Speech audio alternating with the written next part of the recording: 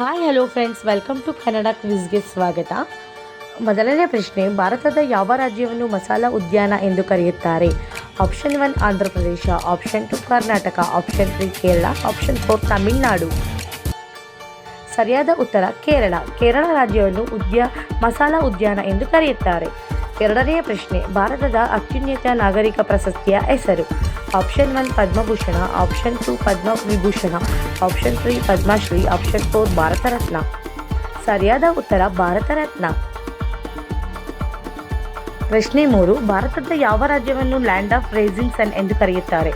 Option 1 Manipuram, option 2 Mizoram, option 3 Arunachal Pradesh, option 4 Nagaland. ಸರಿಯಾದ ಉತ್ತರ ಅರುಣಾಚಲ ಪ್ರದೇಶ. ನಾಲ್ಕನೇ ಪ್ರಶ್ನೆ, ಭಾರತದ ರಾಷ್ಟ್ರಗೀತೆ ಜನಗಣಮನ ಬರೆದವರು ಯಾರು? ಆಪ್ಷನ್ 1 ಮಹಾತ್ಮ ಗಾಂಧೀಜಿ, ಆಪ್ಷನ್ 2 ಬಂಕಿಂ ಚಂದ್ರ ಚಟರ್ಜಿ, ಆಪ್ಷನ್ 3 ಸರೋಜಿನಿ ನಾಯ್ಡು, ಆಪ್ಷನ್ 4 ರವೀಂದ್ರನಾಥ ಟ್ಯಾಗೋರ್. ಸರಿಯಾದ ಉತ್ತರ ರವೀಂದ್ರನಾಥ್ ಟ್ಯಾಗೋರ್. ಐದನೇ ಪ್ರಶ್ನೆ, ಭಾರತದಲ್ಲಿ ಅತಿ ದೊಡ್ಡ ಭೂಪ್ರದೇಶ ಹೊಂದಿರುವ ರಾಜ್ಯ ಯಾವುದು?